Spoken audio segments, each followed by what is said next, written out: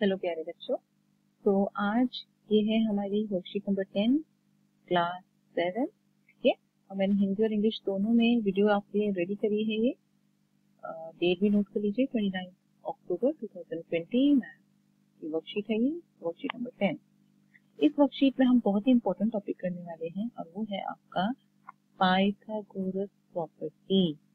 जी हाँ, पाइथागोरस गुण और तो बहुत इंपॉर्टेंट है। और सबसे इम्पोर्टेंट बात वो आपके सिर्फ और सिर्फ राइट ट्रायंगल में लगता है, समकोण त्रिभुज में लगता है। अब समकोण त्रिभुज कैसे होता है? जो एल बनाता है, मैंने आपको बताया था, इसमें लंब होता है और आधार होता है, हाइट और बेस होता है। इसके अंदर, इस वर्कशीट के अंदर आपको 4 क्वेश्चन दिए गए हैं और आपको बताया गया है कि पाइथागोरस थ्योरम क्या होती है, पाइथागोरस प्रॉपर्टी क्या होती है। तो पहले हम पाइथागोरस प्रॉपर्टी देखते हैं। ओके, तो ये हमने पहले से बना रखा है। आप एक राइट एंगल ट्राइंगल, उसका नाम हम देते हैं ए, बी और सी। इसके तीनों के तीनों वर्टेक्स हो गए। अब आपकी जो बेस है, जिस पे ट्राइंगल खड़ा है, वो हो गया बी सी। हमने दिया बेस या आधार। ठीक है, अब बेस के ऊपर जो बिल्कुल सीधी साइड खड़ी होती है, बिल्कुल सीधी, हाइट, ऊंचाई। ठीक है, हाइट या फिर लंब या फिर ऊंचाई, हम कुछ भी कह सकते हैं। और अब ए बिंदु और सी बिंदु को मिलाने वाली लाइन जो कि थोड़ी सी स्लैंट है, ठीक है, उसको हम कहते हैं हाइपोटेन्यूज या फिर कर्व। तो अगर मैं हाइट की बात करूं तो हाइट है आपकी ए बी, बेस है आपका बी सी और हाइपोटेन्यूज है आपका ए। जब हम पाइथागोरस थ्योरम की बात करते हैं तो सबसे पहले हमें देखना होता है right angle triangle. Right triangle A B C ये हमारा है, जहाँ पे एंगल बी हमारा 90 डिग्री। ये मैंने आपको बता दिया कि मेरा ट्राइंगल राइट एंगल ट्राइंगल है।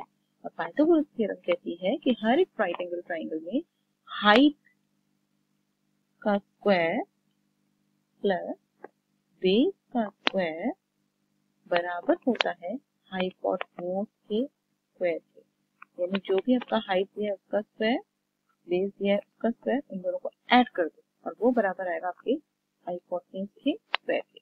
हाइट क्या है आपकी? हाइट है आपकी AB का, AB तो AB का स्क्वायर, बेस है आपकी BC तो BC का स्क्वायर। यानी हाइट AB का स्क्वायर, बेस BC का स्क्वायर बराबर होगा हाइपोटेन्यूज AC के स्क्वायर के। And this is all which is very important. चलिए क्वेश्चन नंबर 1 पे आते हैं। क्वेश्चन नंबर 1 में करेक्शन है।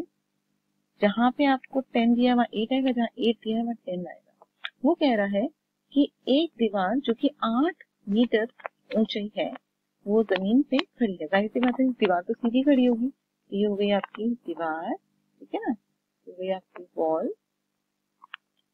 अब उससे सटाते हुए एक सीढ़ी यहाँ लगा दी है। ठीक है, यहाँ पे कोई पिक्चर टंगी हुई है, तो उस सीढ़ी पे चढ़कर उस पिक्चर को उतारना है। लेकिन सीढ़ी को कितनी दूर, यहाँ इस पॉइंट से इस पॉइंट तक सीढ़ी को कितनी दूर रखा जाए कि आप सीढ़ी बिल्कुल ऊपर तक आ जाए। तो इस पॉइंट को पहले हम देते हैं P Q R। हम लगाएंगे पाइथागोरस थ्योरम, क्योंकि ट्राइंगल P Q R एक राइट एंगल ट्राइंगल है, जहाँ पे एंगल R आपका 90 डिग्री है। तो जब हम पाइथागोरस प्रॉपर्टी लगाएंगे तो हम कहेंगे हाइट का स्क्वायर, इसमें हाइट क्या है आपकी PR का स्क्वायर प्लस बेस का स्क्वायर यानी QR का स्क्वायर बराबर होगा आपके PQ के स्क्वायर के। तो PR है आपका 8 का स्क्वायर प्लस आपका QR आपको नहीं दिया तो उसका पैसे ले लीजिए, और PQ दिया है 10 तो 10 का स्क्वायर। तो 8 का स्क्वायर हुआ आपका 8 8 का 64 प्लस QR का स्क्वायर इज इक्वल टू 100। अब आप QR को यहीं छोड़ दीजिए, QR के स्क्वायर को 100, और ये 64 आपका उस साइड चला जाएगा और ये उस साइड जाकर बन जाएगा -64, जो कि यहाँ पे ये प्लस का है, उस साइड जाके इक्वल टू के उस साइड जाके ये माइनस का हो जाएगा। और 100 में से 64 गए, आपका बना 36। तो ये तो स्क्वायर में है, तो 36 क्या होता है? 6 × 6 यानी 6 का स्क्वायर। 6 खुद से 2 बार मल्टीप्लाई कर रहे हैं तो ऊपर 2 आ गया, तो इस स्क्वायर को इस स्क्वायर से हटाएंगे और QR आ जाएगा आपका कुछ नहीं पर 6 metre. Okay, now come to next question, question number 2। Reena को एक राइट एंगल ट्राइंगल समकोण त्रिभुज बनाना है और उसको दो तरह की, ठीक है ना, दो तरह के उसको मेजरमेंट दिए हुए, पहला मेजरमेंट ये है, दूसरा मेजरमेंट ये है। अब वो पूछ रही है कि आप ये बताइए कि कौन से मेजरमेंट ठीक रहेंगे। तो हम पहले मेजरमेंट की देखते हैं क्या क्या वैल्यूज होती है। तो एक हो गया 6 सेंटीमीटर, एक हो गया 8 सेंटीमीटर और एक हो गया 9 सेंटीमीटर। तो सबसे बड़ी साइड जो होती है वो हाइपोटेन्यूज होती है, ठीक है। तो अगर मैं कहूँ कि मेरा एक राइट एंगल ट्राइंगल है, ठीक है, और अगर ये राइट एंगल ट्राइंगल है तो मैं कहूँगी ये 9 सेंटीमीटर है, ये सबसे बड़ी है। आधार को मैंने ले लिया 8 और हाइट को यानी लंब को मैंने ले लिया 6। तो मैं इससे क्या लगाऊंगी, पाइथागोरस थ्योरम लगाऊंगी। लंब का स्क्वायर यानी 6 का स्क्वायर प्लस आधार का स्क्वायर बेस का स्क्वायर बराबर होगा हाइपोटेन्यूज के स्क्वायर के यानी 9 के स्क्वायर के। तो 6 का स्क्वायर आप क्या करेंगे 36 प्लस 8 8 का 64, यह आया आपका 100 और 9 का स्क्वायर आपका आया 81। 81 और 100 बराबर है नो, यानी ये वाला केस आपका पॉसिबल नहीं है। चलिए हम दूसरा केस देखते हैं। दूसरा केस आपको वो दे रहा है 6 8 10 का। तो 6 का स्क्वायर आपका हुआ 36, 8 का स्क्वायर हुआ 64 64 और 10 का स्क्वायर हुआ आपका 100। तो मेरे हिसाब से ये सबसे बड़ा है तो यही आपका हाइपोटेन्यूज होना चाहिए, दावेदारी हाइपोटेन्यूज यही है, यानी इन दोनों को ऐड करते हैं 6 के स्क्वायर को और 8 के स्क्वायर को। तो जब मैंने 6 का स्क्वायर प्लस 8 का स्क्वायर किया तो आया 36 प्लस 64 जो कि आया 100। हाँ, और मेरे पास 10 का स्क्वायर ऑलरेडी 100 आया हुआ है, इसका मतलब ये हमारा सेट ठीक है। इस सेट को यूज करने से रीना को क्या मिल जाएगा, एक राइट एंगल ट्राइंगल मिल जाएगा। Okay, question number 3। ये आपको फिगर दी हुई है, इस फिगर में वो बोल रहा है एंगल सी एक 90 डिग्री का एंगल है। वो तो हमें दिख रहा है, एल बना रहा है, सबसे बड़ी बात कि एल बना रहा है और यहाँ पे निशान भी दे रहा है, तो ये हमारा 90 डिग्री है। फर्स्ट, अगर ए सी 5 सेंटीमीटर, ए सी क्या है, ए सी 5 सेंटीमीटर है तथा ए बी यानी ये 90 डिग्री के सामने वाली साइड जो होती है वो कर्ण होती है, हाइपोटेन्यूज, ये 13 सेंटीमीटर है, यानी ये सबसे लंबी वाली साइड होनी चाहिए, इससे लंबी कोई भी साइड नहीं हो सकती, ना बेस और ना ही हाइट।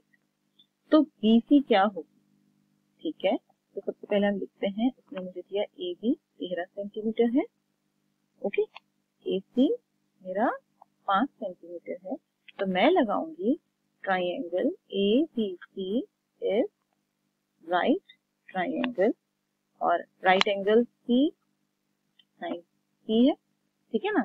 तो बाय पाइथागोरस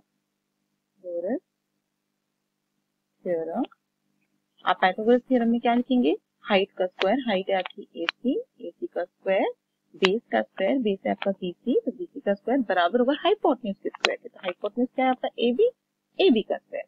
तो AC क्या है 5, तो 5 का स्क्वायर प्लस BC तो पता ही नहीं है तो BC का स्क्वायर लिख देंगे, और AB है आपका 13, तो 13 का स्क्वायर। तो 5 5 is 25 प्लस BC का स्क्वायर एंड 13 13 का 169। अब हम BC का स्क्वायर तो यहीं रखेंगे और 25 चला जाएगा उस तरफ, यहाँ पे प्लस का है और वहां जाके हो जाएगा ये आपका माइनस का। तो आपका यहाँ तो 169 तो यहीं रहेगा और जो 25 प्लस का है वो यहाँ जाके हो जाएगा माइनस का, और आपको मिला 144 जो कि होता है 12 इंटू 12 यानी 12 का स्क्वायर। तो BC आ जाएगा आपका only 12 centimetre. This is your answer.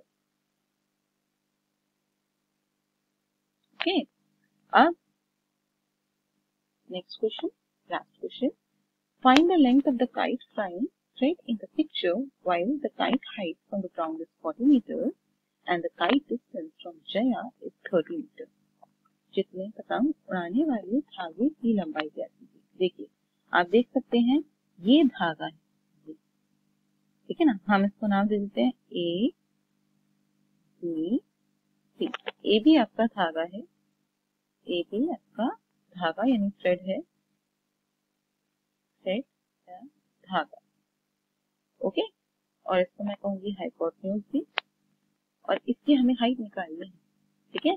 आपने देखा होगा ना, जब आप समझ लीजिए आप यहाँ खड़े हैं, ठीक है, और आप पतंग उड़ा रहे हैं, तो कभी भी आपकी पतंग ऐसे नहीं उड़ती है, आपकी पतंग हमेशा ऐसे उड़ती है, ठीक है। और जब आपकी यहाँ पे पतंग उड़ रही है तो ये जो पतंग है ये जमीन से कुछ ऊंचाई पे होगी, ठीक है ना। तो जो जमीन से ऊंचाई है वो होगी मेरी हाइट, ठीक है, ये हो गई जमीन यानी बेस।